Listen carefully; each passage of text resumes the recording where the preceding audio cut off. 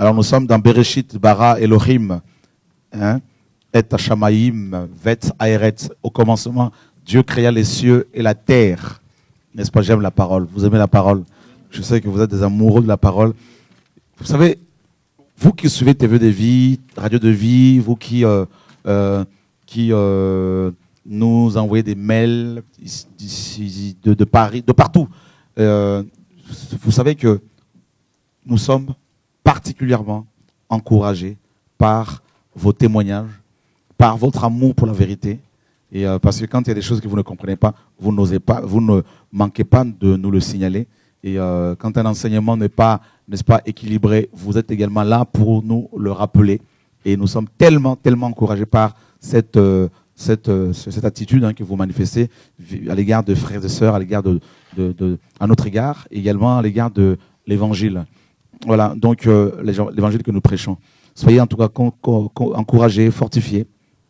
Donc dans Genèse chapitre 1er, il est dit au commencement, Dieu créa les cieux et la terre. Au commencement, Dieu créa les cieux et la terre. N'est-ce pas? Donc ça, c'est la toute première parole que nous avons dans les Écritures. Donc voilà, c'est la création du ciel et de la terre par le Créateur, Adon, n'est-ce pas? Elohenu, notre Seigneur, notre Père, notre Dieu. Et rapidement, nous allons dans Ésaïe chapitre 45. Ésaïe chapitre 45. Je lirai le verset 18. Ésaïe chapitre 45, verset 18. Ainsi parle l'Éternel, le Créateur des cieux, le seul Dieu, qui a formé la terre, qui l'a faite et qui l'a affermie, qui l'a créée pour qu'elle ne soit pas déserte, qui l'a formée pour qu'elle soit habitée. Je suis l'Éternel et il n'y en a point d'autre. Donc, Dieu a créé la terre pour ne pas qu'elle soit, n'est-ce pas, déserte, mais pour qu'elle soit habitée. Littéralement, Dieu n'a pas créé la terre pour qu'elle soit tohu et bohu.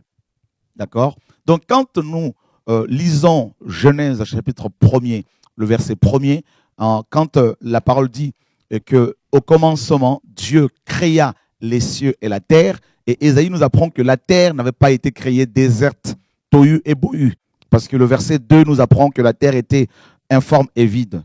D'accord? Et nous apprenons que la terre n'avait pas été créée ainsi. Dieu a créé toutes choses de bonnes. Dieu est l'architecte par excellence. Donc, nous savons également que dans l'hébreu, n'est-ce pas, biblique, il n'y a pas d'auxiliaire, être ni avoir. Ça n'existait pas. Donc, la traduction que nous avons dans la plupart de nos Bibles, hein, donc ce passage a été mal traduit. La vraie traduction, on dirait, la terre, n'est-ce pas, devint informe et vide. Et Ésaïe 45, 18 nous apprend que la terre n'a pas été créée ainsi. Donc, il s'est passé quelque chose pour que la terre devienne ainsi. Et ici, nous avons, n'est-ce pas, ce que Dieu m'enseigne également à la maison chez moi samedi dernier, nous avons une typologie, n'est-ce pas, une image, n'est-ce pas, donc de l'homme. Parce que quand on regarde l'homme actuel, l'homme, n'est-ce pas, après la chute, bien sûr, qu'est-ce que l'on voit dans sa vie? On voit le désert, on voit, on voit le chaos, n'est-ce pas? Ce chaos peut se traduire par des comportements, n'est-ce pas, méchants et des comportements, n'est-ce pas, inappropriés.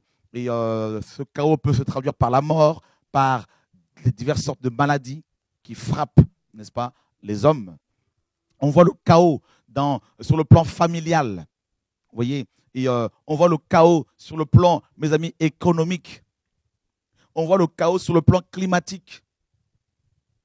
Du jour au lendemain, la terre peut trembler et, n'est-ce pas, et faire beaucoup, des milliers de victimes. Vous voyez, il y a plusieurs types de chaos. Mais la terre n'a pas été créée ainsi. L'homme n'a pas été créé ainsi. Vous voyez, donc il s'est passé quelque chose ici dans Genèse 1, n'est-ce pas, entre le verset 1 et le verset 2, pour que la terre devienne informe et vide. Et il s'est également passé quelque chose pour que l'homme devienne ainsi, pour que l'homme devienne si mauvais, si méchant, si malade? Qu'est-ce qui s'est passé? Eh bien, mes amis, et selon Genèse ici, eh ben, c'est tout simplement l'intervention. Il y a eu l'intervention, bien sûr, de Satan, n'est-ce pas, notre ennemi à nous tous.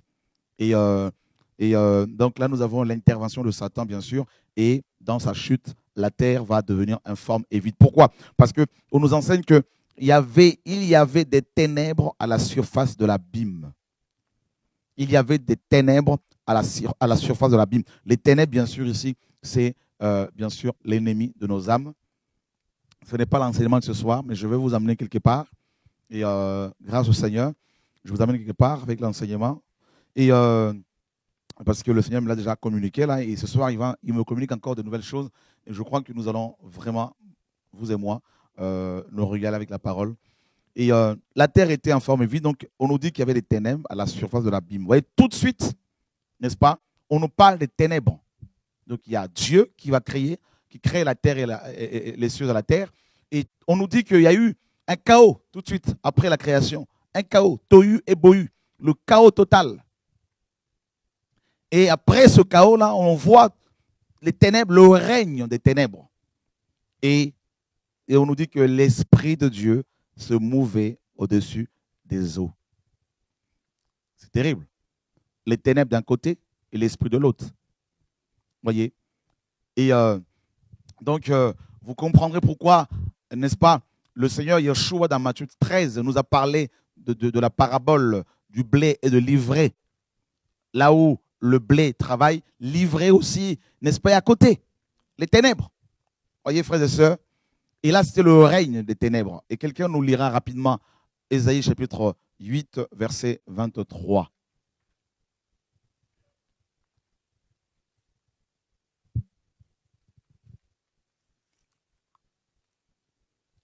Ésaïe 8, 23.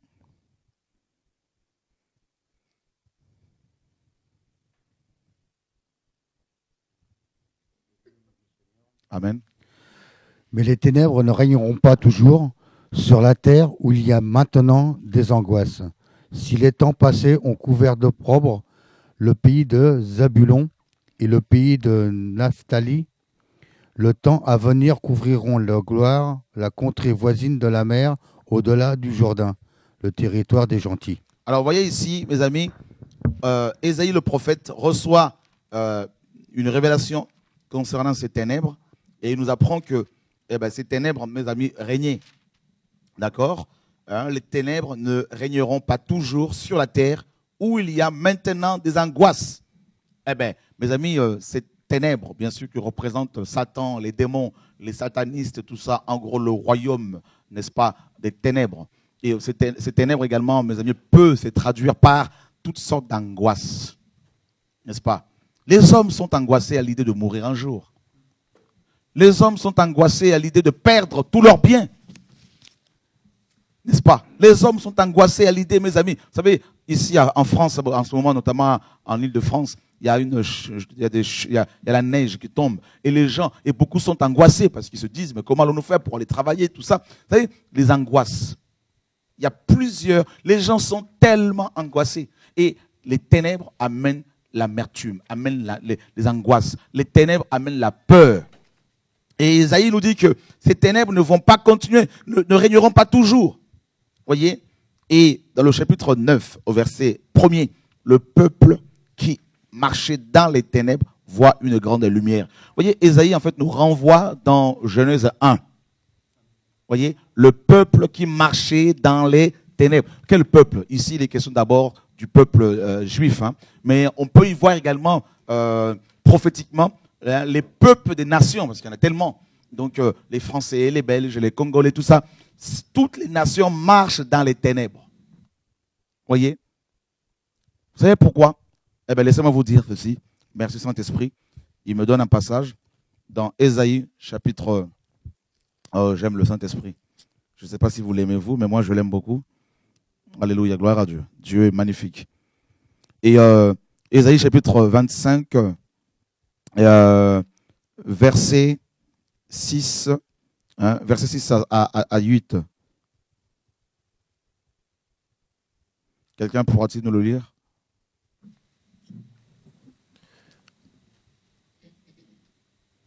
L'Éternel des armées fera pour tous les peuples sur cette montagne un festin de mets succulents, un festin de vin vieux, de mets succulents pleins de moelle, de vin vieux clarifié.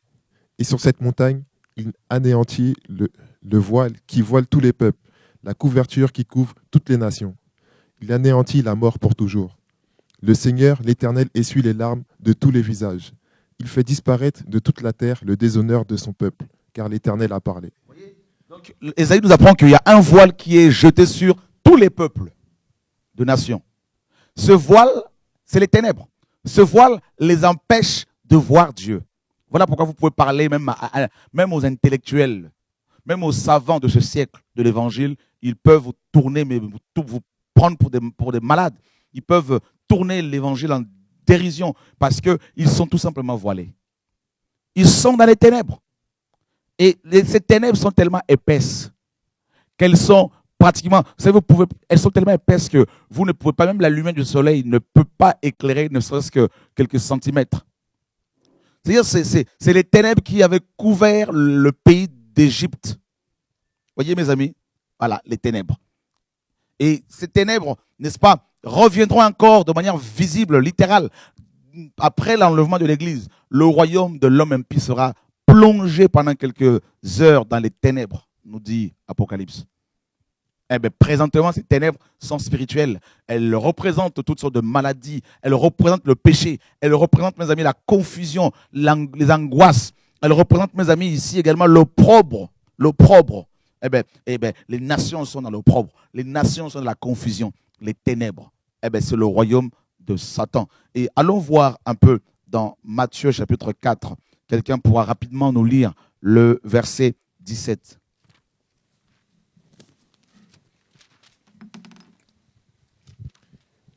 On va commencer à partir du verset 12 jusqu'au verset 16.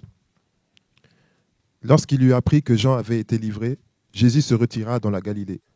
Il quitta Nazareth et vint demeurer à Capernaum, situé près de la mer aux confins de Zabulon et de Nephtali, afin que s'accomplisse la parole du prophète Ésaïe. Terre de Zabulon et terre de Nephtali, contrée voisine de la mer, au-delà du Jourdain. Galilée des païens. Le peuple assis dans les ténèbres a vu une grande lumière. Et sur ceux qui étaient assis dans le pays et dans l'ombre de la mort, une lumière s'est levée. Voyez, c'est terrible, hein? Donc vous voyez que dans toutes les Écritures, nous retrouvons Bereshit, Bara, Elohim, n'est-ce pas? Et Hashamayin, Vet, Aeret. Au commencement, Dieu créa les cieux et la terre. Donc, toutes les Écritures, de Genèse à Apocalypse, n'est-ce pas? Toutes les Écritures, mes amis, tous les livres de la Bible, mes amis, sont, n'est-ce pas, soutenus par cette parole de Genèse 1. Au commencement, Dieu créa les cieux et la terre. D'accord? Et ça, c'est terrible. Donc, c'est comme le socle. C'est-à-dire, on retrouve cette réalité, la création, la chute, les ténèbres, le règne de ténèbres, et ensuite la restauration. D'accord? Par la lumière, avec la lumière donc, qui apparaît. Et ici, on nous dit que ce peuple était assis dans les ténèbres. D'accord? Ce peuple était, n'est-ce pas, assis dans la région, n'est-ce pas, et l'ombre de la mort. Donc les ténèbres, c'est aussi la mort. Voilà pourquoi quand une personne décède, mes amis, avant qu'une personne ne décède, surtout si elle n'est pas une personne chrétienne, eh bien, ce sont les ténèbres qui vont la couvrir, l'envahir. La personne va être angoissée. Elle peut commencer à crier, elle peut commencer à voir des démons, n'est-ce pas, des morts qui viennent chercher son âme. Et crier au fort, aidez-moi, aidez-moi. Les ténèbres. Ces ténèbres, quand elles couvrent une personne, elle peut se suicider. Les personnes qui se suicident, mes amis, sont toutes couvertes par ces ténèbres. Elles ne voient plus loin que leur nez. Et donc, du coup, elles n'ont plus d'espérance, plus de vision, plus d'espoir. Elles finissent par se tuer. Voyez, mes amis, les ténèbres. Et c'est exactement ce qui s'est passé. Dieu crée la terre. Elle était belle, elle était propre, n'est-ce pas? Elle était bien formée. Et Satan, dans sa chute, mes amis, tel, n'est-ce pas, c'est comme un avion qui est tombé hein, sur une ville. Et là, ben, c'est le chaos total, le chaos. La terre était devenue informe et vide. cette même terre qui avait été bien créée pour qu'elle soit habitée, elle est devenue, mes amis, chaotique. Alors, c'était le règne maintenant des ténèbres, parce que Satan n'a pas pu régner au ciel, bien sûr. Il a commencé à régner sur la terre, il a commencé à mettre sur pied son gouvernement mondial, le nouvel ordre mondial. Et l'Esprit de Dieu était juste à côté en train de se mouvoir. Pourquoi l'Esprit de Dieu était-il en train de se mouvoir? Parce que justement, il attendait la parole. Il attendait la parole. Et maintenant, tant que la parole n'était pas manifestée, révélée, l'Esprit ne pouvait pas agir. Il ne pouvait pas agir. Et maintenant, il est dit que le Père va parler. Dieu dit Amar. Le verbe dire ici, c'est Amar. Amar, c'est dans l'hébreu, ce verbe signifie parler à une personne, n'est-ce pas, vivante, à une personne vraie, réelle, n'est-ce pas? Donc, Dieu parle à la lumière. Que la lumière vienne. Et dans la version de vos Bibles, c'est écrit que la lumière soit. Ce n'est pas le verbe être là. Non, c'est le verbe paraître. Que la lumière vienne, littéralement, que la lumière vienne. Or, nous savons que dans toutes les Écritures, il est question de l'arrivée, de l'avènement de la parole du Fils de l'homme. Vous voyez? Donc ici, nous avons la première prophétie relative au retour de Yeshua. C'est pour cela que je vous dis que toutes les Écritures sont, mes amis, confinées dans Bereshit, Bara et Elohim. Hein? Alléluia. Et Ashmaïn, Vet, Aeret. Donc, toutes les Écritures sont, n'est-ce pas, ont pour socle le Bereshit. Bereshit a été traduit par Genèse, ou encore l'entête, ou encore au commencement. C'est le titre en hébreu du livre de Genèse. Voilà. Donc vous voyez que Dieu tient à la Genèse. Dieu tient. C'est pour ça que Jean dit au commencement. Quand on pose la question au Seigneur, dans Matthieu 19, les pharisiens lui posent la question, est-il permis ou pas de répudier sa femme? Le Seigneur dit, au commencement. À chaque fois, c'était Bereshit Bara. C'est ça, Yeshua. Vous voyez? C'est ça l'œuvre de la croix. Yeshua est venu pour nous ramener au Bereshit. Au commencement, il n'en était pas ainsi. Vous voyez? Avant le chaos. C'est ça que le Seigneur voulait dire. Avant que les ténèbres ne règnent, pour imposer la polygamie, pour imposer le divorce et le remariage. Avant le règne des ténèbres, vérifiez le Bereshit. En gros, ce que Yeshua voulait dire. N'est-ce pas? Allez consulter Jean. Jean qui a parlé. Vous savez, Jean a écrit en araméen. Jean a écrit en pensant comme un hébreu. Quand il disait au commencement, il voulait dire Bereshit. D'accord? Et quand on pose la question à Yeshua par un scribe, n'est-ce pas, dans Marc chapitre 10, que dois-je faire pour avoir la vie éternelle? Et un autre lui pose la question, quel est le plus grand commandement? Yeshua répond, n'est-ce pas, Shema Israël, Adonai Eloheinu, Adonai Echad. Vous voyez, toujours c'est alléluia. Non, j'aime Yeshua, j'aime la parole, frères et sœurs. Il ramène toujours les gens au Bereshit. Toujours, mes amis, à la source. Voyez? Merveilleux Seigneur. Merci, Benoît. Oh. Alors, frère, tant que la parole n'était pas révélée, il n'y avait pas la restauration. Tant que la parole n'était pas révélée, la terre ne pouvait pas être restaurée. Tant que Jésus était encore un mystère, tu ne pouvais pas être restauré. Tu ne peux pas devenir une nouvelle création. C'est ça le Bereshit. C'est ça la révélation de la parole. Vous comprenez? Voilà pourquoi le Père, l'Esprit s'excitait. Mais il ne pouvait pas opérer. C'est pour cela que Yeshua a dit aux apôtres que je ne vous laisserai pas orphelins. Je vous enverrai un autre consolateur. Quand il viendra, il ne parlera pas de lui-même. Voilà pourquoi l'Esprit ne pouvait pas agir parce que la parole n'était pas encore révélée. Voyez? Parce que la parole était encore dans le Père. Le Père devait l'engendrer. Voilà pourquoi quand le Seigneur pose la question aux apôtres, dans Matthieu 16, qui suis-je au dire des hommes? Plusieurs réponses vont être données parce qu'ils écoutaient les réponses des gens, les discussions de leurs voisins. Mais il leur dit, et vous? Personne n'avait la réponse, mais le Père intervient. Que la parole apparaisse. Le Père révèle la parole à Pierre. Et Yeshua dit à Pierre, tu es heureux.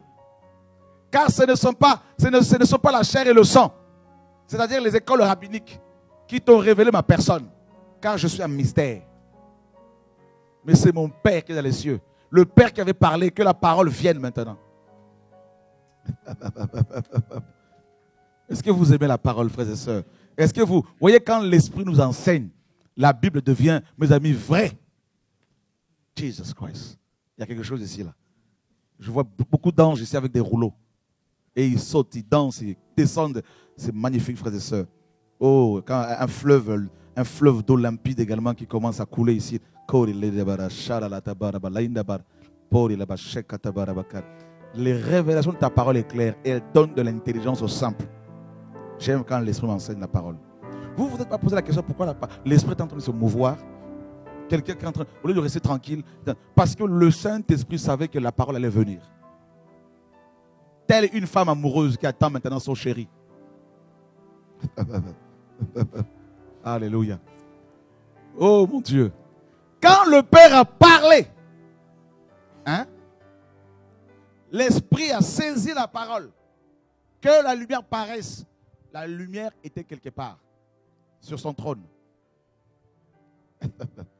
C'était le règne. Oh, il y a quelque chose, hein? Ici, là, c'est...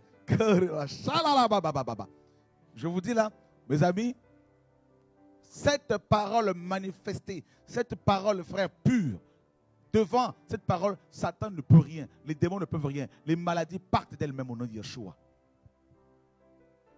Frère, écoutez bien, la terre ici, c'est toi et moi.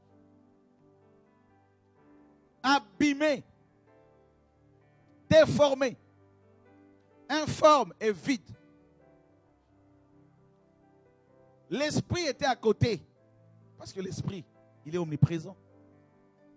Mais il n'agissait pas encore parce que la parole n'était pas encore révélée.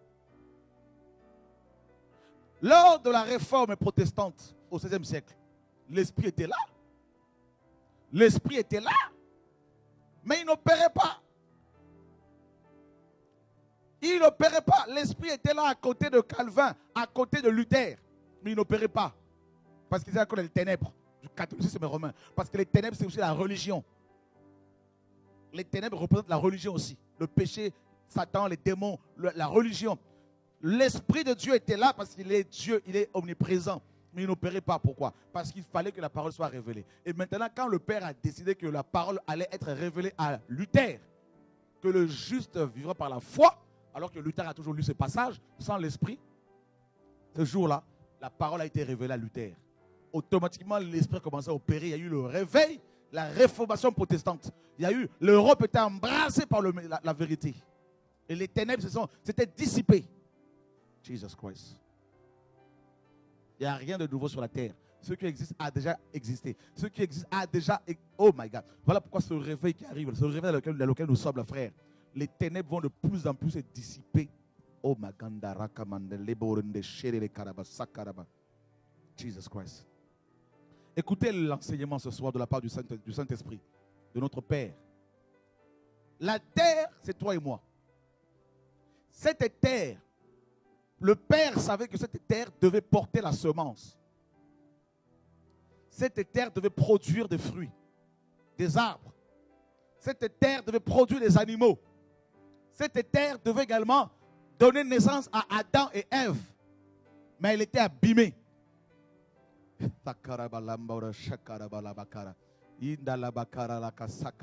Le Père avait déjà dans son cœur la vision de la terre, la vision du jardin d'Éden, non au ciel, mais sur terre. Il avait déjà la vision d'Adam et Ève dans son cœur, dans sa pensée. Mais il fallait d'abord que la parole vienne. Ah. Mes amis, c'est pour cela, Jean nous dit quoi? Jean nous dit quoi, frère? Merci Saint-Esprit. Il y a des choses ce soir là. Allons vérifier cela. Il y a des choses terribles qui arrivent. Oh mon Dieu. Je sais que vous aimez la parole de Dieu. Jean, 1 Jean 5. Quelqu'un peut-il rapidement nous le lire?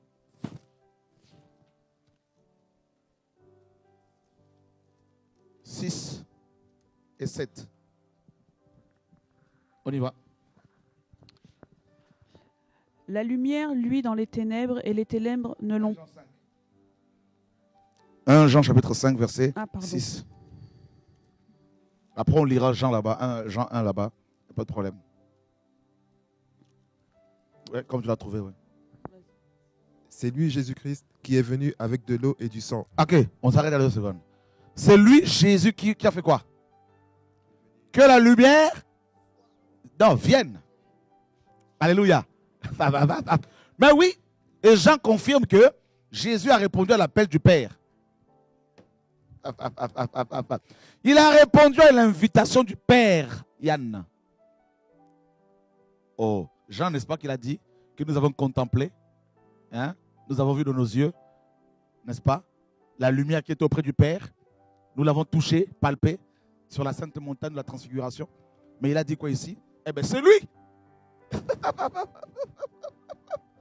Alléluia. Est-ce que vous comprenez les choses ici, là? Il dit, mais c'est lui, Jésus. Il n'a pas dit c'est Chora qui est venu. Il n'a pas dit c'est Yann. Il n'a pas dit c'est Ludo. C'est pour ça qu'il ne faut pas s'arrêter sur les hommes. Il a dit c'est lui, Jésus, qui est venu. Et quand il est venu, il n'est pas venu seul. On continue.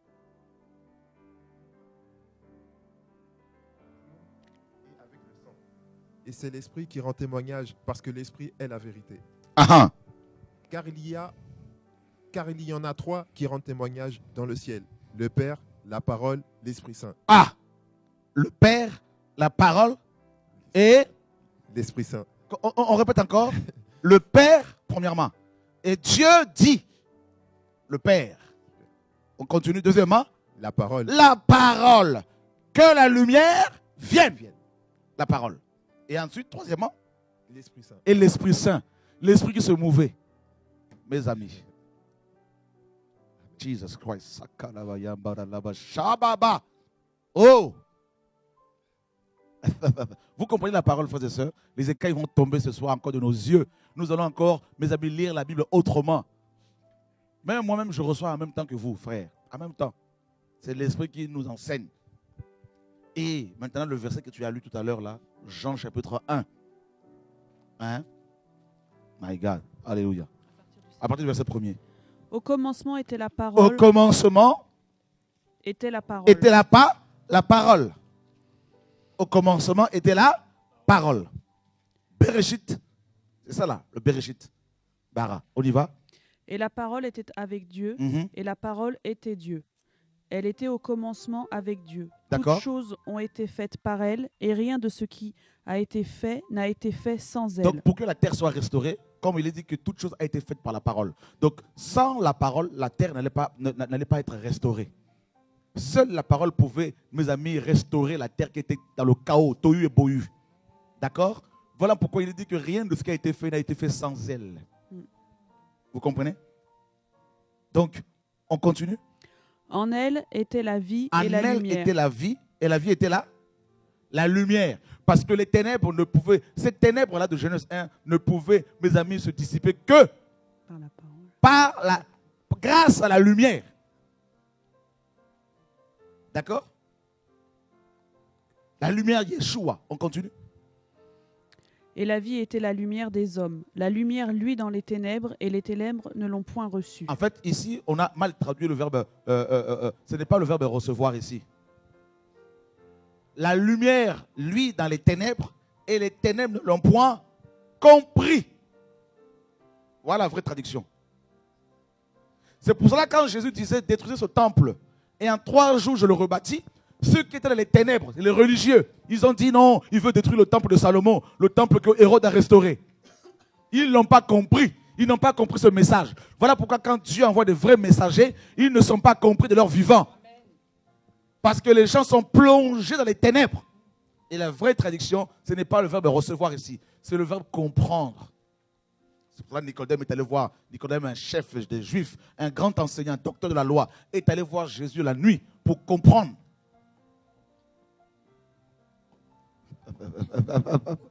Allez même vers le grec. Ce que je vous dis là, c'est la vérité, frère. Je suis sûr et certain que les démons vont vous lâcher définitivement ce soir au nom de Yeshua. Amen. Ils ne l'ont pas compris. C'est pour ça que les apôtres, dans les coulisses, quand ils prêchaient Yeshua, dans les coulisses, ils allaient le voir pour lui dire, explique-nous. C'est pour cela, mes amis, dans Luc chapitre 24, verset 45, il est dit qu'il leur ouvrit l'esprit afin qu'ils comprennent les Écritures. C'est pour cela qu'il a donné la parabole. Il dit, si quelqu'un entend la parole et ne la comprend pas, le malin vient et il la vole. C'est comprendre. Jesus Christ. Est-ce qu'on peut acclamer la parole de Dieu?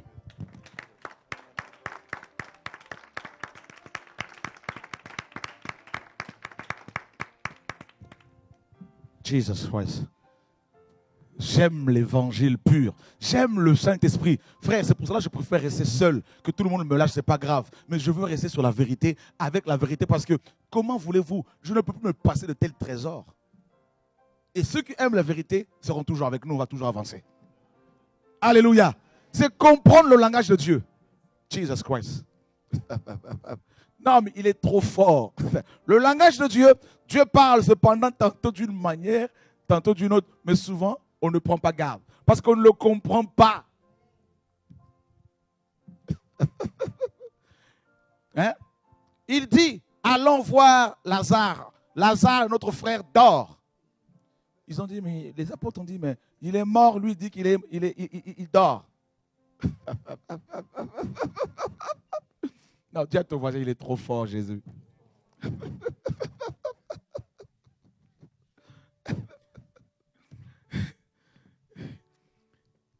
On continue là-bas. Alléluia, dans Jean 1 là-bas, magnifique. La parole est magnifique. Il y eut un homme envoyé de Dieu. Il y eut un homme envoyé de Dieu. Son nom était Jean. Il vint pour servir de témoin, pour rendre témoignage à la lumière. Pour rendre témoignage à la lumière. Que la lumière paraisse. La lumière dans Genèse là-bas était encore au ciel, sur son trône. Maintenant, la seule personne capable de restaurer la terre, c'était elle. Amen. Et la seule personne qui était capable de dissiper, de faire partir les ténèbres de la terre, afin qu'elle soit restaurée, c'était la lumière. Voilà pourquoi il fallait que la lumière vienne. D'accord? Vous comprenez? Donc vous comprenez que Genèse 1 nous parle de l'avènement du Seigneur. D'accord? Lève-toi et sois éclairé, car les ténèbres couvrent les nations. Ésaïe 60. Mais sur toi, la lumière paraît. On va le lire. Vous allez voir que de Genèse à Ésaïe, à Malachie, Apocalypse, toutes les prophéties, mes amis, suivent la même trame. Tous les prophètes. Ils ont pris le même TGV spirituel. Moïse a pris, par exemple, de Paris jusqu'à Poitiers. Hein? Samuel a pris de Poitiers à Niort. Vous voyez, frères et sœurs? Et Joël a pris de Niort jusqu'à Angoulême. Jusqu'à un exemple comme ça. Et mes amis, Jean est venu, Jean a pris d'Angoulême jusqu'à, je ne sais pas, Tarbes là-bas. Et l'épouse maintenant est venue de Tarbes, mes amis, hein, jusqu'à Paris, la boucle est bouclée. L'enlèvement de l'église. Vous comprenez les choses? Voilà. Maintenant, il y a plein de versets que Dieu me donne là. Mon Dieu, il faut que je me...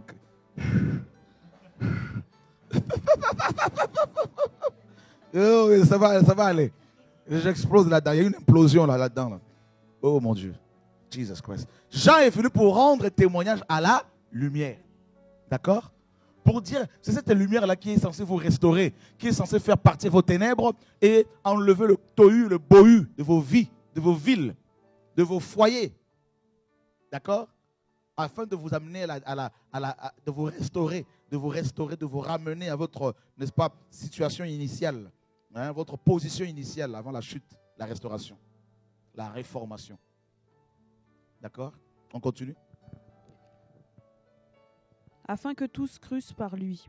Il n'était pas la lumière, mais il fut envoyé pour rendre témoignage à la lumière. Il n'était pas la lumière. On répète encore la lumière, hein, toujours la lumière. On continue? Cette lumière était la véritable lumière. Ok. qui éclaire tout homme venant dans le monde. Qui, en venant dans le monde, éclaire. Tout homme. Eh bien, que la lumière paraisse, vienne, pas soit, arrêtez le soit là, tout ça là. Alléluia. Que la lumière paraisse. Que la lumière vienne. D'accord? Et Jean nous dit que cette lumière, justement, qui a répondu à l'appel du Père, en venant dans le monde, éclaire Tout homme. tout homme. Jesus Christ. Et Satan est venu en Europe pour proposer le siècle des lumières. Une lumière, mes amis, ténébreuse. Voyez? C'est terrible, hein? C'est pour cela il est dit, Dieu est magnifique. Madeleine, Dieu est trop fort. Il me donne encore, 2 Corinthiens chapitre 11. Il dit, Satan se déguise en ange de lumière. Vous savez pourquoi? Pour pouvoir répondre soi-disant à l'appel du Père. Jesus Christ. On acclame la parole de Dieu.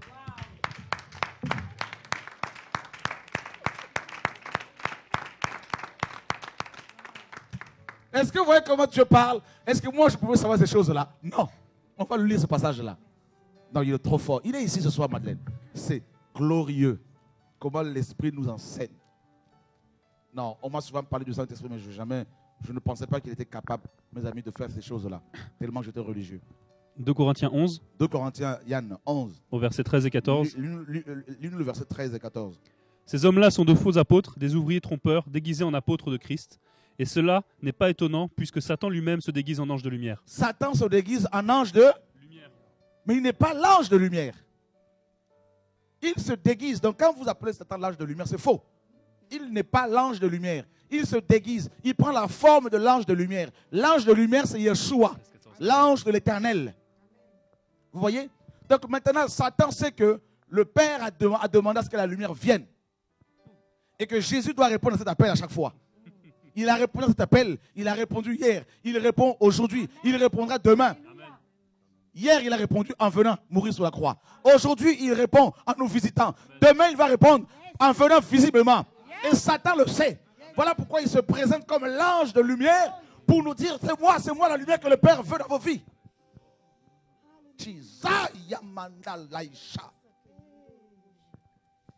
Jesus Christ. Jesus Christ. C'est pour cela que ces ministres se déguisent aussi en ministres de justice. Ils viennent en vêtements de brebis, mais au fond d'eux sont de loups cruels. Ben oui. Pour répondre à l'appel de Dieu. C'est moi que Dieu a envoyé, c'est moi, recevez-moi, c'est moi. Voilà pourquoi Yeshua dira, plusieurs viendront sous mon nom, disant c'est moi qui suis le Christ. Dans Matthieu 24, mais ne le suivez pas. Pourquoi? Parce qu'il sait que Satan essaie de répondre à l'appel de Dieu faussement pour nous tromper. En disant c'est moi qui suis la lumière, c'est moi, suivez-moi. Et ceux qui l'ont suivi ont créé des sectes. Ceux qui l'ont suivi ont créé des religions. Ceux qui l'ont suivi ont créé, mes amis, des temples, des cathédrales, tout ça des mosquées. Mais véritablement, mes amis, ceux qui suivent la véritable lumière ne créent aucune dénomination. Aucune dénomination ne s'attarde pas sur les hommes. Ils suivent l'étoile. Amen, amen. Jesus Christ. Sabarabaya mamakasheka. Et vous allez dire que Dieu n'existait pas. Et moi, ces choses-là, je le sors d'où? Je le sors d'où? Je n'ai même pas mon bac. Je n'ai même pas mon brevet de 3e. Je le sors d'où? J'ai fait 4e techno et 3e techno ici à Palaiso. Pour vous montrer à quel point je n'étais pas vraiment, j'étais nul à l'école. Alors, moi je ne savais même pas que ce verset de 2 Corinthiens 11, quand il est dit dans le verset 13, 14 que Satan se déguise en ange de lumière, c'est pour répondre à l'appel de Genèse 1, que la lumière paraisse. Ah, tu ne savais pas? Pour faire cette corrélation, hein, si Dieu ne te parle pas, tu ne peux pas le faire. Tu ne peux pas la faire, frères et sœurs. C'est vraiment l'Esprit de Dieu. Jesus Christ. Jesus Christ. On peut l'acclamer encore, le Saint-Esprit, le Seigneur de gloire.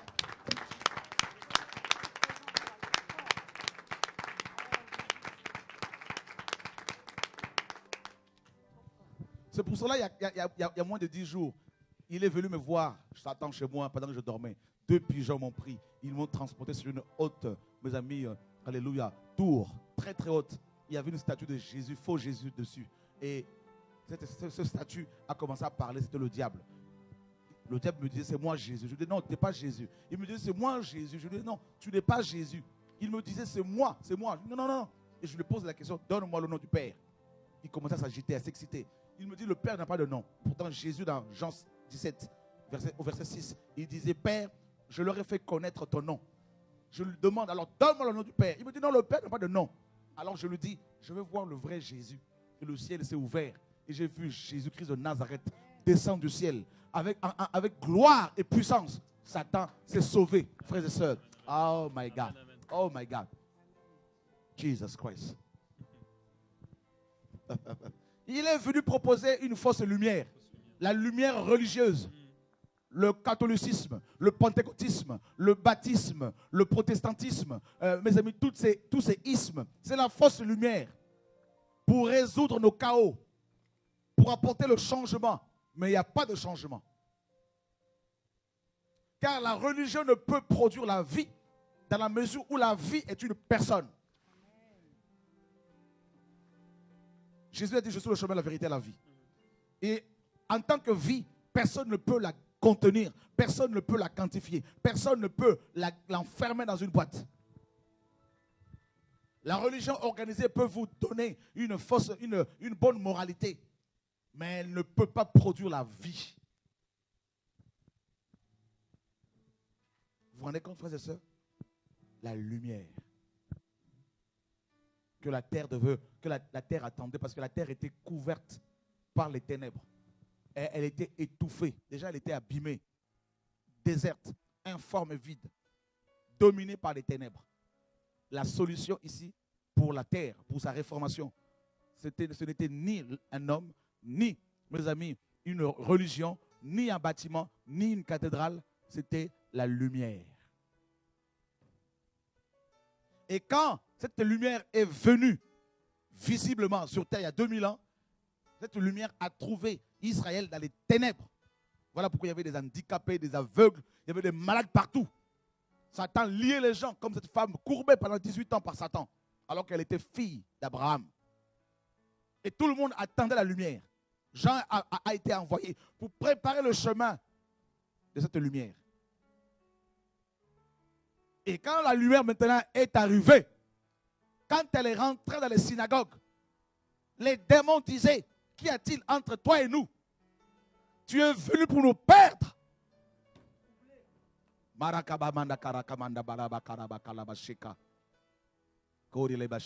La lumière ne parlait pas pour que les démons sortent. Par sa présence, seulement les démons s'agenouaient.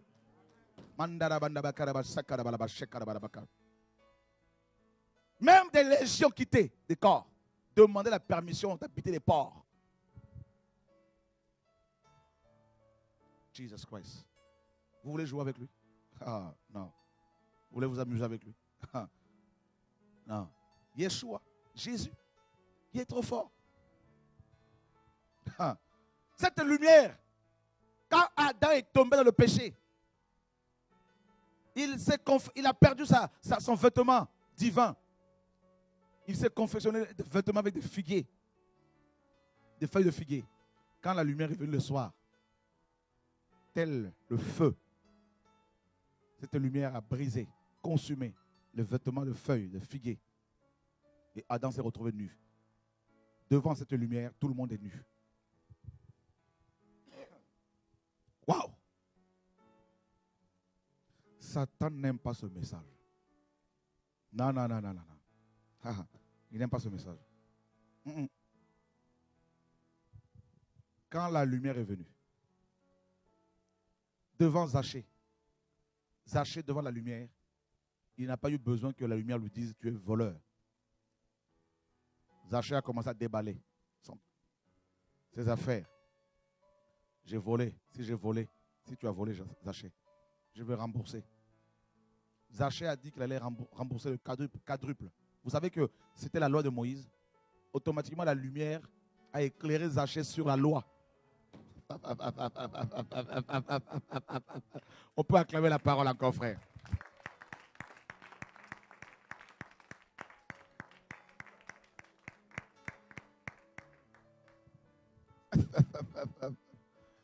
Jésus, Il est trop fort. Frère, tout ça là, il n'y a pas de note. Hein? C'est le Saint-Esprit. C'est ça l'évangile. Ah non, frère. Oh, on va s'enfermer 2 jours pour préparer. Non. Non, non. La préparation, c'est la prière tous les jours. Frère, quand la lumière est venue, la lumière, mes amis, a commencé à éclairer les gens. La lumière, quand elle est allée rattraper Pierre, après ça, après la mort de Yeshua, Pierre est reparti à la pêche. La lumière est partie là-bas. Yeshua, après sa résurrection. Mes enfants, n'avez-vous rien à manger? Jean, éclairé. Il dit aux autres, c'est le maître. Pierre était nu. Pierre plonge dans l'eau pour cacher sa nudité. La lumière. La lumière. Quand la lumière est venue, Madeleine, dans Genèse 1, les ténèbres se sont éloignées. Maintenant, Dieu commence par, il a d'abord séparé la lumière d'avec les ténèbres. Ceux qui ont la lumière Yeshua en eux, automatiquement, ces hommes et ces femmes se séparent d'avec, n'est-ce pas, le péché de manière naturelle, instantanée. Et à chaque fois que la lumière révèle des traits de caractère de nos cœurs, eh bien, on abandonne ces choses. Il y a la repentance, ensuite il y a la séparation. La séparation d'avec nos caractères de péché, hypocrite. La séparation d'avec la mauvaise compagnie. La séparation. La lumière a produit, a amené la connaissance. La connaissance. La lumière a révélé l'état du monde. Et ensuite, il y a eu la repentance, la séparation. Et là, Dieu a commencé à planter la parole dans la terre. Que la terre produise. Dans le premier jour de la création, il y a eu d'abord la lumière qui avait été amenée. Le Seigneur a quitté son trône. Il est arrivé sur terre pour l'éclairer. Dieu ne peut rien faire dans votre vie sans avoir au préalable amené la lumière.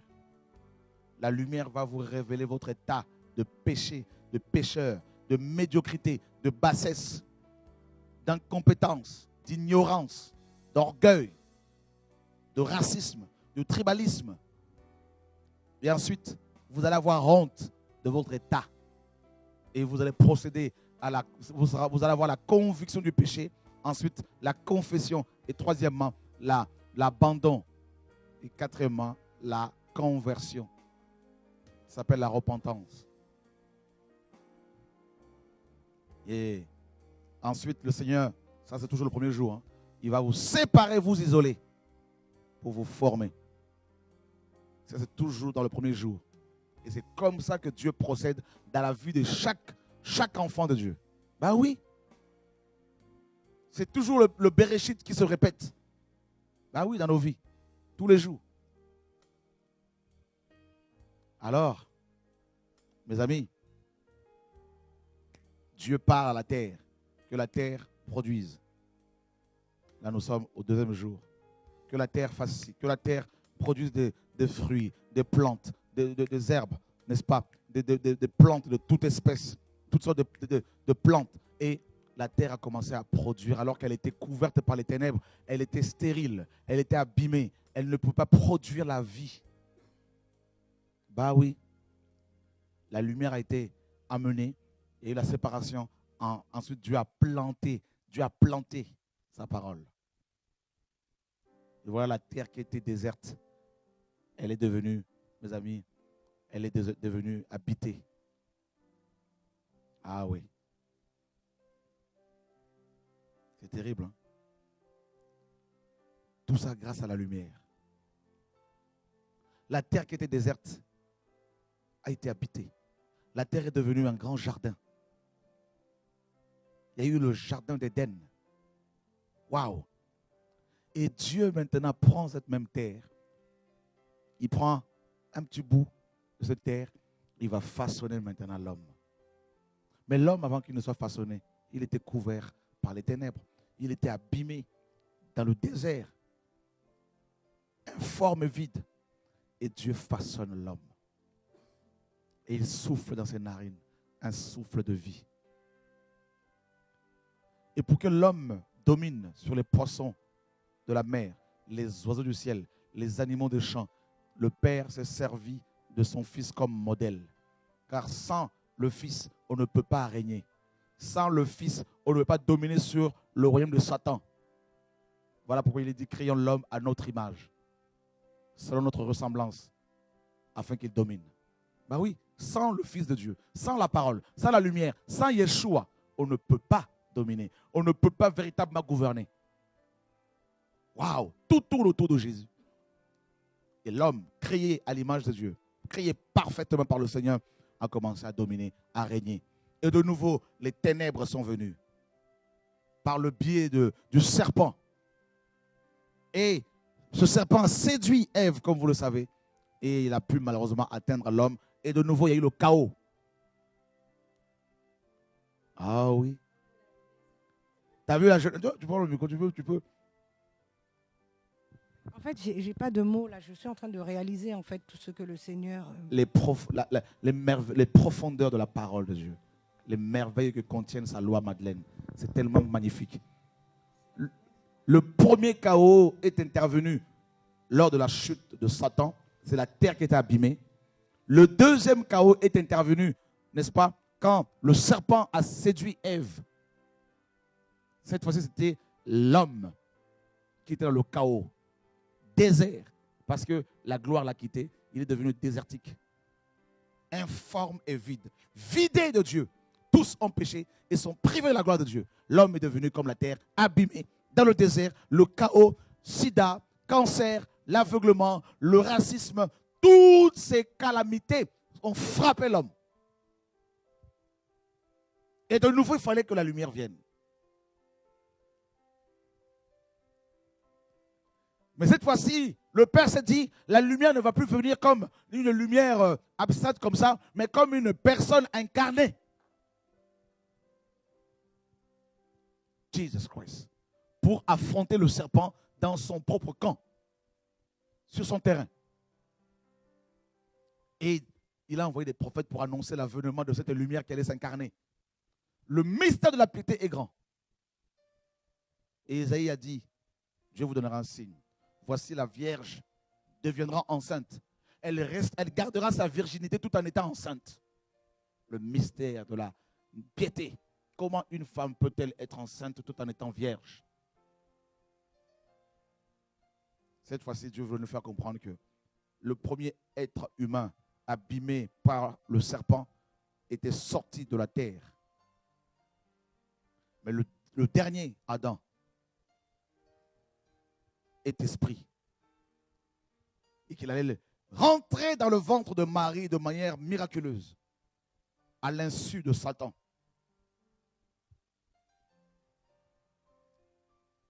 Et quand les temps ont été accomplis, une fois que les temps ont été accomplis, Dieu envoya son fils, né d'une femme, né sous la loi, afin de racheter ceux qui étaient sous la loi. Et comme les hommes participent à la naissance charnelle, il y a lui-même participé, Hébreux 2,14, afin qu'il délivre, afin qu'il, n'est-ce pas, domine, qu'il domine celui qui avait la puissance de la mort, c'est-à-dire le diable. Oh my God. Et la lumière s'est personnifiée, matérialisée. La lumière a choisi un corps humain, un corps sujet à des faiblesses. Le corps humain de Yeshua, dans lequel habitait corporellement toute la plénitude de la divinité. Tout ça pour restaurer l'homme. Voilà pourquoi Paul dit, regardez parmi vous qui êtes appelés, il n'y a pas beaucoup de sages. Dieu prend les choses viles du monde. Jesus. Les choses chaotiques et il les réforme. Mes amis, Bereshit. Il a pris des hommes sans instruction, comme Pierre, comme Jean, des hommes qui étaient dans le chaos, des femmes comme Marie de Magdala qui avait ces 7 démons qui la tourmentaient nuit et jour. Des femmes qui étaient condamnées dans Jean 8 parce qu'elles étaient surprises en plein adultère. Des prostituées, des voleurs comme Zachée, des gens abîmés, des gens vides, des religieux comme Paul, religieux, dans le vide, dans le chaos, dans les ténèbres de la religion, dans le judaïsme. Et ce sont ces hommes-là que la lumière est allée chercher. Que la lumière paraisse. Parce que ces hommes et ces femmes abîmés par l'ennemi, par le péché, qui sont dans le chaos, ne peuvent être restaurés que par la lumière, par la parole. Aucune religion ne peut vous changer. Aucun pasteur ne peut vous changer. C'est pour ça que personnellement, quand les gens commencent trop à s'arrêter sur moi, ça m'irrite. Quand je vois les gens même qui trop me regardent trop là, même lors des réunions, ça m'irrite. Parce que moi-même, je cours vers le but. Je préfère me cacher avec le Seigneur. Parce que je me dis, frère, la lumière là, la parole, elle a la puissance de vous changer. Des hommes bègues comme Moïse ont été utilisés puissamment par le Seigneur après avoir été transformés. Notre Père est comme, il est comme le patron, le directeur général, le PDG de cette usine, mes amis, où sont amenées les personnes cabossées, déformées par le monde, par le péché, par la religion, par Satan, irrécupérables sur le plan humain. Et dans cette usine-là, mes amis, on est amené là-dedans, on est stocké là-dedans, frère. Et c'est là que le Père, mes amis, par la parole, restaure chaque cellule, chaque membre. Et quand la transformation est finie, mes amis, il nous sort de là, onctionné. Ouin. Et là, c'est des dégâts qui sont, mes amis, causés dans le camp de l'ennemi. Jesus Christ. C'est pour cela qu'un pasteur, un prédicateur qui, mes amis, s'arrête sur, mes amis, qui a peur des sorciers et qui ne veut pas leur témoigner l'amour afin de les amener à la conversion, il n'a rien compris. Parce que l'onction que Dieu nous donne, c'est pour justement transformer des cas, transformer des personnes irrécupérables, des personnes que les psychologues, les psychiatres ne peuvent plus guérir. Des malades qui sont condamnés par la science, par la médecine, qui sont au bord du suicide, qui sont condamnés, des couples qui sont au bord du divorce, mes amis, au bord du divorce. Et ce sont ces personnes que Dieu récupère. C'est pour cela qu'il nous aime pour cela. Des cas difficiles, comme cette femme qui perdait son sang depuis l'âge de 12 ans, qui a vu plusieurs types de médecins, toutes sortes de spécialistes. Mais la Bible dit qu'elle a entendu parler. Le problème, c'est d'entendre et comprendre la personne de Christ. Et quand elle a entendu parler de Yeshua, elle est allée vers lui. Elle n'a pas cherché à être vue. Elle est allée à toucher simplement le bord, le petit bout de son vêtement. Et là, instantanément guérie. Frère, Yeshua, quel que soit votre problème, Jésus, je ne parle pas de moi, ni d'un pasteur, ni d'une église locale. Yeshua, Jésus-Christ de Nazareth, est capable de vous libérer, de vous transformer, de vous équiper afin de vous rendre capable. Et c'est lui qui nous rend capable de faire l'œuvre. Frères et sœurs, Jesus Christ. Il dit à Gédéon, vaillant guerrier. Gédéon lui dit non, je suis le plus petit de ma famille. Le dernier. Ma famille est la plus petite de Manassé. Dieu lui dit, va avec cette force que tu as. Mais quelle force? Mais c'est l'onction du Saint-Esprit. Parce que l'ange a parlé, Dieu a parlé et l'Esprit a opéré. Jesus Christ. Mes amis, il n'y a pas d'autre secret, Madeleine. Nous sommes toujours, donc, de manière permanente, dans Bereshit. Dans Bereshit. Vous avez vu les différents mouvements du réveil de l'histoire de l'Église, frère? À chaque fois qu'il y avait le chaos, Dieu a envoyé des messagers. La lumière éclairait de nouveau les gens. Et les religieux sortaient de la religion. Ils trouvaient le Dieu de la Bible. Ils étaient enflammés. Jesus Christ. Ils prêchaient non une église, non une religion. Ils n'étaient même pas attachés à un pasteur, ni à un missionnaire. Si on commence à dire, non, nous, si on ne voit pas Yann ici, on est mal, on ne veut pas d'autres missionnaires. Là, on n'a rien compris du message. Non, si nous, on ne voit pas Shora ici, on n'a rien compris. Et quand c'est comme ça, vous ne me verrez même pas chez vous. Parce que je ne veux pas mourir avant le temps. Ceux qui ont compris, ceux qui sont éclairés, ils suivent l'étoile seulement. Comme les mages. On leur demande, où allez-vous? Les mages auraient pu rester chez Hérode. Hein. Quand ils sont arrivés chez Hérode, ils ont vu le palais du roi. Les mets du roi. Ah frère, ils ont dit à Hérode, non, non, non. Nous voulons aller adorer notre roi.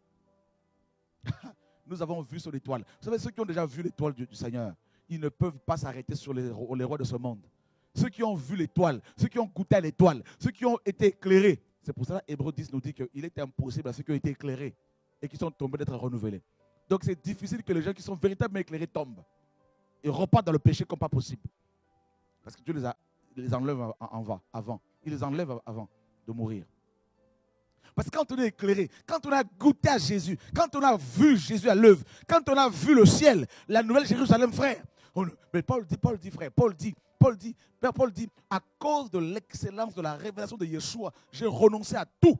Et je regarde toutes choses comme de la boue pour gagner Christ. Paul était éclairé. Jean était éclairé. Pierre était éclairé. C'est pour ça que ces hommes ont marqué leur génération. Ils n'étaient pas matérialistes. Ils n'étaient pas accrochés au bâtiment. Ils n'étaient pas accrochés aux villas. Ils n'étaient pas accrochés aux belles voitures. Ils n'étaient pas accrochés à l'argent. Ils n'étaient même pas inquiets par rapport à leur lendemain, comme la plupart des chrétiens d'aujourd'hui. Ils sont inquiets quand ils ne vont pas voir leur médecin. Ils sont inquiets quand ils ont des petites douleurs. Ils sont inquiets quand on leur dit qu'ils ont le cancer. Frère, quel Dieu priez-vous? Quel est le Dieu qui se révélait à vous?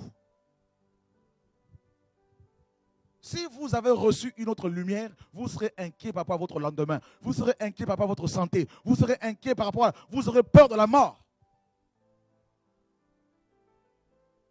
Vous ne direz pas la vérité aux gens de peur d'être seul. Mais si vous avez reçu la vraie lumière, vous accepterez la solitude pour plaire à Dieu. Jesus Christ. Alors là, mes amis, il y a eu le chaos par rapport à la terre, il y a eu le chaos par rapport à l'homme, il y a eu le chaos par rapport à Israël. Ils ont reçu la Torah et Satan est venu, il a frappé avec Baal, avec Astarté, avec Jézabel. Ils sont tombés dans le chaos. Cette nation était devenue, mes amis, complètement paganisée. Il y a eu le temple de Salomon, il y avait la gloire de Dieu. Ensuite, Baal, Astarté sont rentrés, le chaos. Vous voyez, il y a eu plusieurs chaos comme ça. Et présentement, les églises du Seigneur d'aujourd'hui, la plupart des églises sont dans le chaos. C'est le chaos total. Vous voyez? Et Apocalypse 13 nous parle de ce chaos. Le chaos total. Dans la plupart de nos églises. Lisez les 7 églises d'Apocalypse. C'est le chaos. La dernière église, l'église de Laodicée, l'ange de cette église se dit, je suis riche, je me suis enrichi. Il ne dit même pas que Dieu m'a enrichi. Je suis riche, je me suis enrichi avec l'argent du Seigneur, avec l'argent que les frères et sœurs donnaient pour soutenir l'œuvre du Seigneur. Et bien notre génération soutient, mes amis, cette génération soutient les pasteurs voleurs, des pasteurs impudiques, des pasteurs, tout le monde sait que tel pasteur est voleur, tel pasteur va avec telle femme. Mais beaucoup de gens, les gens ferment les yeux parce que c'est une génération qui est corrompue. C'est le chaos. Des lois sont votées pour encourager les hommes de se marier avec d'autres hommes, des femmes pour aller avec d'autres femmes. C'est le chaos total, la confusion. Il y a une perte d'identité, mes amis, incroyable au jour d'aujourd'hui. Les gens ne savent pas à qui s'attacher, vers qui se tourner. C'est la confusion, c'est le chaos. Sur le plan climatique, c'est le chaos. Sur le plan, mes amis, familial, c'est le chaos. Chaque année en France, il y a 100 000 divorces. C'est le chaos. Des plans sociaux de plus en plus ici et là. C'est le chaos. Sur le plan politique, c'est le désordre, c'est la confusion. Mes amis, c'est le chaos total. Ben oui, on y est, frères et sœurs. C'est Ésaïe 60. Les nations sont couvertes par les ténèbres. De plus en plus, on parle de cas de suicide. De plus en plus, les centres psychiatriques sont, mes amis, remplis de malades. C'est le chaos total. De plus en plus d'églises naissent comme de champignons pour proposer des solutions purement humaines. Mes amis, pour accrocher les gens à la terre, plutôt que de les amener vers Christ. C'est le chaos total. Voyez? Nous sommes dans ce chaos-là. Nous sommes dans l'église de Laodicée. L'ange de cette église, les dirigeants de cette église, se sont enrichis, remplis d'amour, de luxe, du matériel. Ils aiment plus la terre que le ciel. Ils ont pour Dieu leur ventre. C'est le chaos. Satan est rentré dans la plupart des églises. Dans l'église de Pergame, Dieu dit, je sais où tu habites. Je sais aussi que là est le trône de Satan. Comment Satan ait pu établir, mes amis, son trône dans l'église de Pergame. Pergame. La ville où l'on fabriquait les parchemins. La ville où la parole était révélée. Satan y régnait. Le dieu Esculape, le dieu de la médecine. Vous avez vu le nombre de pasteurs, mes amis, qui sont dans la dépression aujourd'hui? Vous avez vu le communisme, mes amis, c'est le mélange, c'est le chaos. C'est Babylone, la compromission totale. Vous avez vu le chaos? Babylone assiège à Jérusalem. Babylone, mes amis, impose ses lois. Babylone impose, mes amis, aux dirigeants, mes amis, l'absorption du vin de la débauche. Les mets du roi. Le mélange entre l'église et la politique. Combien de pasteurs aujourd'hui, mes amis, ne créent-ils pas des partis politiques? La confusion. Vous avez pu entendre avec le top chrétien, mes amis, c'est cet argent que les frères ont donné, les chrétiens ont donné pour faire avancer l'œuvre du Seigneur. On s'en sert pour acheter un chalet, pour envoyer l'équipe de top chrétiens en vacances là-bas. La confusion totale. Le bien est appelé mal, le mal est appelé bien. La confusion, c'est le chaos. Sur le plan spirituel, le plan religieux, c'est le chaos total. Des hommes se lèvent et s'autoproclament Dieu. Et on nous parle de Jésus comme étant un Africain, un Noir. C'est le chaos total. Et des milliers de personnes suivent ces hommes, ces fous. Ces hommes qui sont complètement illuminés, qui sont complètement envoyés par Lucifer, avec une fausse lumière. Prêchant un faux Jésus. Comme Paul nous dit, si quelqu'un vous annonce un faux Jésus, vous l'embrasserez bien, cet évangile. Si on vous prêche un autre évangile et un autre esprit, vous le supportez fort bien. Eh bien, il y a un autre Jésus qui est prêché dans la majorité des églises, frères et sœurs. Un Jésus light, un Jésus, mes amis, qui n'est pas révolutionnaire. Un Jésus qui ne parle pas de la sanctification, de la sainteté. Un Jésus qui ne pousse pas les gens à la repentance. Un Jésus, mes amis, qui caresse les gens dans le sens du poil. L'amour de Dieu est poussé à l'extrémité, à l'extrême. Et complètement à l'extrême. Et ce n'est plus de l'amour, c'est du laxisme. La tolérance, le péché est toléré, voire même encouragé. Paul le dit dans Romains 1. Non seulement, bien que connaissant le jugement de Dieu envers les gens qui commettent de telles pratiques, non seulement qu'ils le font, mais encore, ils encouragent ceux qui le font. C'est la confusion. Eh bien, on y est. C'est Ésaïe 60. Alors, que faire, mes amis? Lisons ce passage.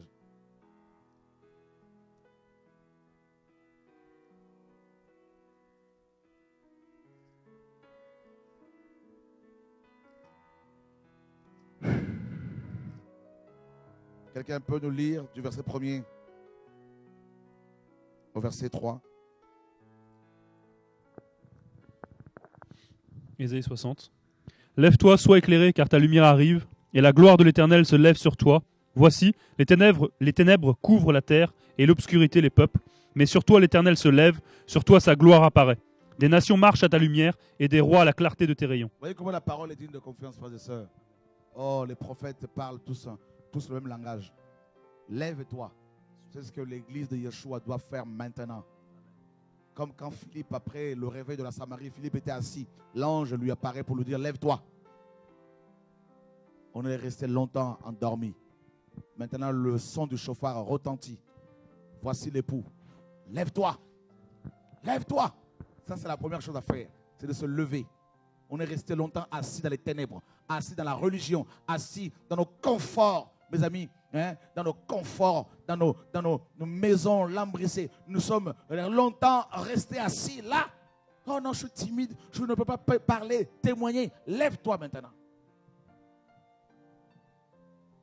Et deuxièmement, sois éclairé, c'est un ordre. Il y a eu tellement de ténèbres que très peu de chrétiens sont éclairés aujourd'hui. Ils lisent la Bible, mais ils ne la comprennent pas. Pourtant, c'est écrit noir sur blanc. Il y a le voile qui est sur eux, comme 2 Corinthiens 3 le dit. Jusqu'à ce jour, lorsqu'on lit Moïse, un voile est jeté sur leur visage, leur cœur. Car ta lumière arrive. Ben oui, que la lumière paraisse, que la lumière vienne. Ben oui, la lumière arrive. Et la gloire de l'Éternel se lève sur toi. Donc la lumière est associée à la gloire. Or, il est dit dans Éphésiens 5 que l'église, n'est-ce pas, qui sera enlevée, c'est l'église glorieuse. Il reviendra chercher une église glorieuse. Alléluia, gloria bakara, shakara bakara. Voici, les ténèbres couvrent la terre, comme dans Genèse 1, Yann. C'est la même chose, c'est Bereshit. De nouveau, la terre est couverte par les ténèbres. Des lois anti-bibliques, des lois autorisant des personnes du même sexe de à se marier, voire même à aller jusqu'à adopter des enfants. Des lois légalisant, frères et sœurs, l'IVG. C'est terrible, c'est horrible.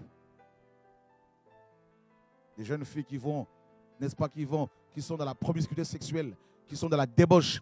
Mes amis, à l'âge de 13 ans, on les encourage même à la débauche chez les parents. Les petits copains viennent chez les parents, leurs petits copains, pour aller avec ces filles dans leur chambre, au vu et au su des parents. Mais c'est ça, la modernité. C'est ça, n'est-ce pas, être civilisé, soi-disant. La démocratie. Et ces filles tombent enceintes, et ensuite on leur demande, vous pouvez aller tuer ces enfants, et on vous paye, on vous soigne. Voilà les ténèbres. Mes amis. C'est horrible. Le divorce chez les pasteurs, chez les chrétiens, des remariages, les ténèbres.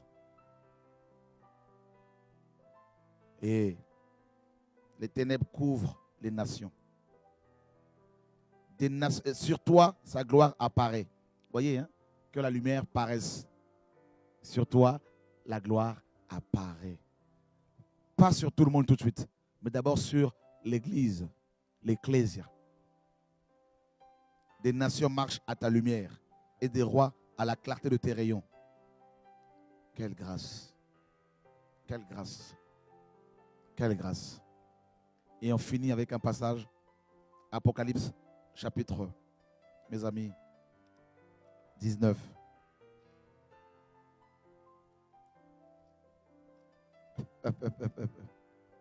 Oh, j'aime la parole. Madeleine, tu peux nous lire, c'était ma soeur. 19 à partir du verset. Alléluia, gloire à Dieu. 7. Ah ouais. Autant qu'elle s'est glorifiée et qu'elle est... 19, hein? 7. À 18, Oh, Dieu est magnifique. Réjouissons-nous, tressaillons de joie et donnons-lui la gloire. Amen. Car les noces de l'agneau sont venues et son épouse s'est parée. Je continue. Son épouse s'est Parée. parée. C'est-à-dire son épouse s'est habillée. Ah oui, parce que Yeshua, quand le Seigneur a appelé Adam, Adam n'était pas habillé. Amen. Ben oui, c'est ça l'image de l'Église, l'enlèvement. Il vient pour te chercher, mais tu n'es pas habillé, donc tu ne pars pas. Tu vas fuir. Alléluia. Oh my God. Mais l'épouse s'est préparée. L'épouse s'est parée. Oh my God. Alléluia. Et il lui a été donné de se revêtir, parce que Adam était nu, donc il ne peut pas partir. D'un fin lin. C'est trop fort, hein? Éclatant, pur, car le fin lin, ce sont les œuvres justes des saints. Éphésiens 2:10 nous dit que nous sommes son ouvrage, ayant été créé en Yeshua, le Mashiach, pour les bonnes œuvres que Dieu a préparées d'avance, afin que nous les pratiquions. Bereshit toujours. Les œuvres préparées dans Bereshit là-bas. Bah oui. Wow. Celui qui croit en moi fera aussi les œuvres que j'ai faites. Il a fait de plus grandes parce que je m'en vais au Père. Jesus Christ. J'ai une question. Je finis rapidement s'il te plaît. L'ange me dit, écris, heureux ceux qui sont appelés au festin des noces de l'agneau. Puis il me dit, ces paroles sont les véritables paroles de Dieu. Je tombais à ses pieds pour l'adorer. Mais il me dit, garde-toi de le faire. Ce n'est pas nous qu'il faut adorer. Non, ce n'est pas nous. Ne vous arrêtez pas sur nous. Ah, on va vous arrêter tout de suite. Vous allez nous dire, non, ils sont méchants. Non, je ne suis pas méchant, frère. Il ne faut pas m'embêter tout le temps au téléphone. Non, frère, tu es où? Non, non, arrête avec. Ne m'appelez pas tout le temps. Non, non, non, non. Non, non, non, s'il vous plaît. Je le dis véritablement, arrêtez. Même si vous m'invitez chez vous pour prêcher, ne préparez pas une enveloppe pour moi. Non, ça ne m'intéresse pas. C'est comme si vous me payez parce que j'ai prêché. Non. Si vous voulez faire un don, faites un don en dehors de prédication. Je suis ton compagnon de service et celui de tes frères qui ont le témoignage de Jésus. Oh, j'aime cela. Ceux qui ont le témoignage de la lumière, ce sont ceux-là qui partiront. Jesus. Mais si tu as le témoignage de l'homme, tu vas rester. Si tu as le témoignage de l'adventisme, du catholicisme, du protestantisme, si tu as le témoignage de Shora, tu vas rester. Adore Dieu. J'aime ça. L'ange enseigne. Jean était apôtre, hein, Madeleine. Mais il a voulu quand même adorer un messager. Comme quoi l'idolâtrie, hein, nous guette. Car le témoignage, parce que c'est l'esprit qui est là. Car le témoignage de Jésus est l'esprit de la prophétie. L'esprit de la Bible, c'est la révélation, le témoignage d'une seule personne. La lumière, Yeshua, le maître, le Dieu de gloire, le chemin, la vérité, le chemin, la vie et la vérité. Frère, c'est lui que je vous présente. Je ne vous prêche pas une église. Je ne vous prêche pas un homme de Dieu. Je ne vous prêche pas mes amis Shora. Je ne vous prêche pas, Ludo, je ne vous dis pas dessus ces hommes-là. Ni Shora, ni Gilbert, ni Florent, ni qui que ce soit. Je vous dis, le message que Dieu m'a donné, c'est de dénoncer le système de Babylone, de révéler Christ. Donc, s'il vous plaît, arrêtez toujours de vouloir prendre vos téléphones pour m'appeler. Oh frère, tout ça, j'ai un bobo. Allez vers Jésus. C'est ce que je vous dis. Même quand vous voulez témoigner, arrêtez de m'appeler tout. Allez témoigner simplement ici, là, ce que Jésus a fait. Moi, laissez-moi tranquille avec mon Dieu. C'est clair.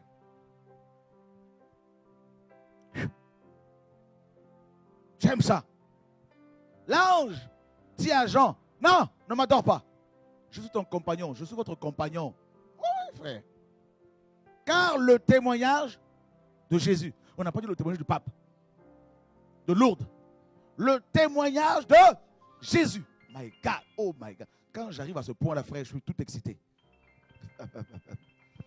Et l'esprit de la prophétie. Donc, un prophète authentique élève Jésus. Un prophète biblique a le témoignage de Jésus. Vous recevrez une puissance, celle de l'esprit survenant sur vous. Et vous serez, mais il n'a pas dit des témoins de Jéhovah. Il n'a pas dit des témoins de Jéhovah, mais témoins. Et le verset 11, Madeleine. Puis je vis le ciel ouvert. Je sais pourquoi. Parce que le Père a dit que la lumière paraisse. Mais la lumière est au ciel. Donc elle ne peut pas paraître sans l'ouverture du ciel. Voilà pourquoi Jean a vu une porte qui donne dans le ciel, qui s'ouvre dans le ciel. Dans Apocalypse 4. Jean voit le ciel, mes amis, s'ouvrir. Et il voit paraître la lumière. La lumière était assise sur un cheval. Et voici paru un cheval blanc. Que la lumière paraisse. Cette fois-ci, la lumière va paraître avec un cheval, mes amis. Cheval blanc. Celui qui le montait s'appelle fidèle et véritable. Et il juge et combat avec justice. Il va combattre les ténèbres, frères et sœurs. Le royaume de l'impie. Ses yeux étaient comme une flamme de feu. Et sur sa tête étaient plusieurs diadèmes. Il avait un nom écrit que personne ne connaît, c'est celui de lui-même. Et il était revêtu d'un vêtement teint de sang. Son nom est la parole de Dieu. Bereshit. Au commencement était la parole. Jean 1, 1. Au commencement était la parole. La parole était avec Dieu. Et la parole était Dieu. Ça, c'est une mauvaise interprétation. Parce que même dans le grec biblique, il n'y a pas le verbe être. Au commencement, c'est la parole. Au commencement, la parole. La parole, la parole. Alléluia. Jesus Christ. Et on nous dit que son nom est la parole. Donc quand Yeshua disait, vous chasserez les démons en mon nom, ça veut dire que vous chasserez les démons en ayant, n'est-ce pas, pris possession de ma parole. En ayant assimilé ma parole. En vivant selon ma parole. Même si vous vivez selon ma parole, même vos vêtements seront imprégnés de l'onction de ma parole. Et les démons ne pourront pas supporter cette présence. Voilà pourquoi les mouchoirs qui avaient touché le corps de Paul étaient appliqués sur les démons, les démoniaques, et les gens étaient délivrés. Alors que ces mouchoirs ne parlaient pas. Jesus Christ. J'aime la parole. Vous aimez la parole, n'est-ce pas? Vous aimez la Bible nous dit, son vêtement était teint de sang. Pourquoi le sang? Frère, le sang, c'est la vie. Selon Lévitique 17. La vie. Or, la Bible dit qu'ils l'ont vaincu. Nous l'avons vaincu à cause du sang de Jésus et à cause de la parole de leur témoignage. Mais l'esprit de la prophétie, c'est le témoignage de Yeshua. Donc, tu ne peux pas vaincre Satan, ni les démons, ni le péché, ni les sorciers, si tu n'as pas le témoignage de Yeshua. Il faut que tu aies le témoignage de Jésus. Les armées qui sont dans le ciel, il y a des armées, il y en a plusieurs. Il y a plusieurs armées au ciel. Les armées qui sont dans le ciel le suivaient sur les chevaux blancs, revêtus d'un fin lin blanc pur. De sa bouche, mon Dieu, sortait une épée aiguë pour frapper les nations qui sont les ténèbres. Il les pétra avec une verge de fer et il foulera la cuve du vin de l'ardente colère du Dieu Tout-Puissant. Il avait sur son vêtement et sur sa cuisse un nom écrit: Roi des rois et Seigneur des seigneurs. Vous savez, je vais vous dire une chose que Dieu vient de me dire là. Pourquoi roi des rois et Seigneur des seigneurs? C'est Ésaïe 8, 23. Ésaïe a dit, les ténèbres ne régneront pas toujours. Car un temps viendra où le roi des rois régnera. Et les ténèbres vont se dissiper. Enfermés pendant 1000 ans. Ensuite jetés dans les temps de feu et de soufre pendant l'éternité. Voilà pourquoi le véritable roi qui doit régner paraît ici. Il va paraître bientôt. Mes amis.